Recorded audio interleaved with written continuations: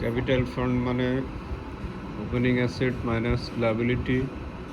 দেখো balance cash 1200, bank balance কত আছে? 3500। এগুলো বছরের শুরুতে, তাই না? Yes sir. সাবস্ক্রিপশনের মধ্যে ইনক্লুড 800 টাকা 201413, মানে 2013 800 টাকা পাওয়া গেল। কেন পাওয়া যাবে? স্যার এটা আমার ডেটর ছিল, ওখানে ডেটর থেকে পেয়েছি। শুরুতে তার মানে পাওনা ছিল। Yes sir. তাহলে শুরুতে এটা অ্যাসেট হবে না লায়াবিলিটি? Asset হবে। অ্যাসেট। এটা খেয়াল রাখো যে সাবস্ক্রিপশন ফর 2013 আসবে। তারপরে স্যালারি পেমেন্টের মধ্যে 300 ফর 2013 আসে না? এই বছরের স্যালারি 300 কেন পে করবা? কারণ আগে লাইবিলিটি ছিল। তার মানে বছরের শুরুতে লায়াবিলিটি ছিল 300, তাই না? Yes sir. এটা মাইনাস হবে না প্লাস হবে? স্যার এটা মাইনাস হবে। মাইনাস। স্পোর্টস ইকুইপমেন্ট ওপেনিংয়ে বলা আছে কত? 200, তাই না? স্পোর্টস ইকুইপমেন্ট ওপেনিংয়ে 2500। হ্যাঁ স্যার। আছে না? Yes sir. পেমেন্টের দিকে। এটা না, ওটা না, ওটা তো এই বছর কিনছে, কিন্তু ওপেনিংয়ে দেখো একটা স্পোর্টস ইকুইপমেন্ট দেওয়া আছে অ্যাডজাস্টমেন্টের ভিতরে। হ্যাঁ স্যার 200 টাকা। এটা শুরুতে অ্যাসেট না liability? Sport equipment sir asset.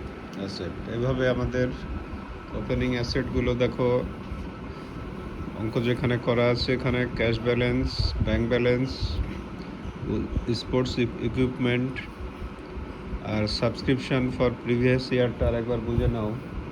800 টাকা গত বছরের পাওয়া গেছে।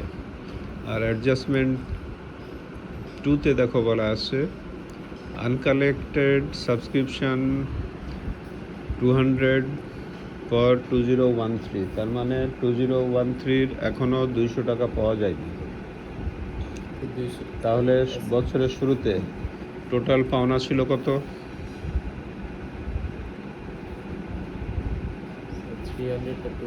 800 পাওয়া গেছে আর 200 এখনও পাওয়া যায়নি। 1000 টাকা স্যার। 1000। এইভাবে দেখো সাবস্ক্রিপশন অফ প্রিভিয়াস ইয়ার 1000 লেখা আছে, তাই না?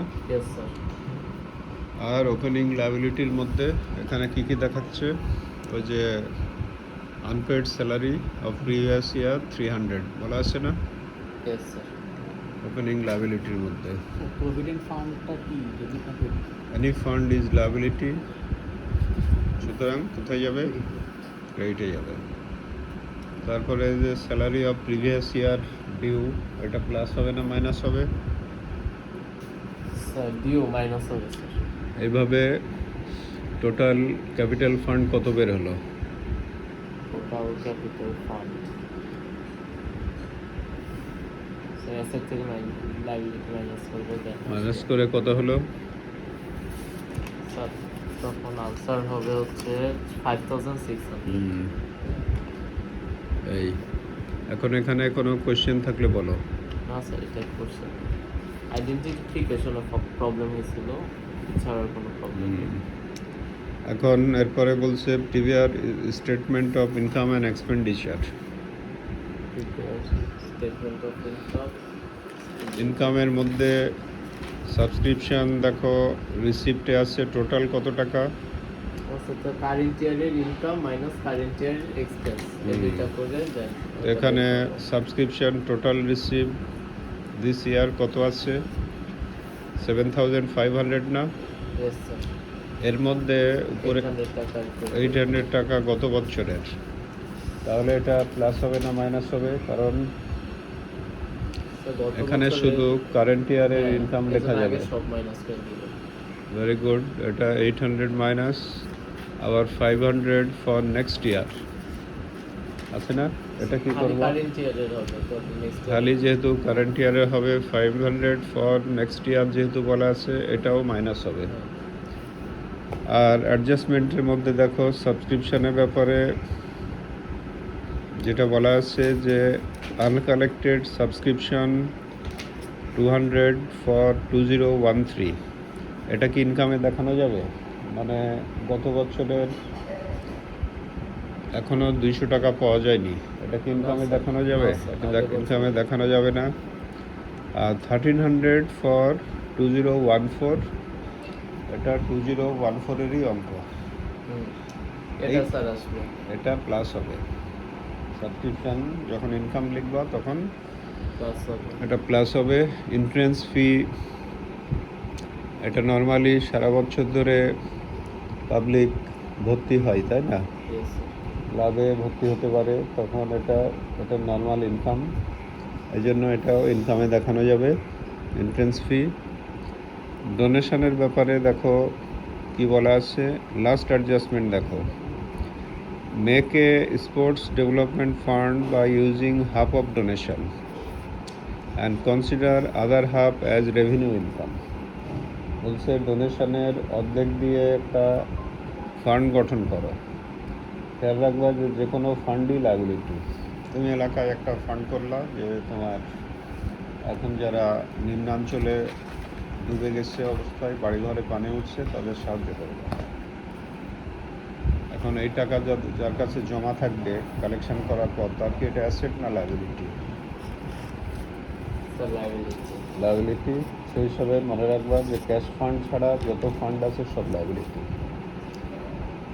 অর্ধেক তার মানে লাইবিলিটিতে যাবে অ্যাজ স্পোর্টস ডেভেলপমেন্ট ফান্ড, আর অর্ধেককে রেভিনিউ ইনকাম স্বরূপ ধরতে বলছে।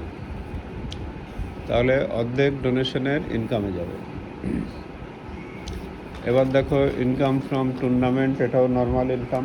এইভাবে সব ইনকামগুলো দেখো লেখা আছে। সাবস্ক্রিপশান এতক্ষণ যা বললাম, entrance fee, donation, interest on investment.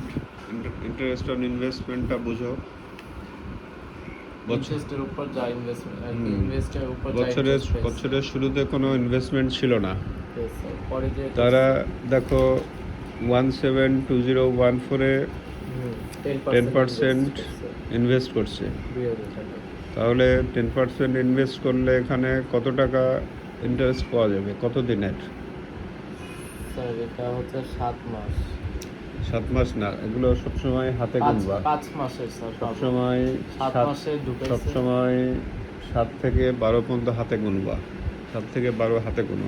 5 মাসে 8, 9, 10, 11, 12। 7 সহ। ও, তো 7-এর শুরুতে দিচ্ছে না, ও স্যার, তো 6 মান্থের। তাহলে 6 মান্থের দেখো কত হয়, এখানে বের করা আছে দেখো।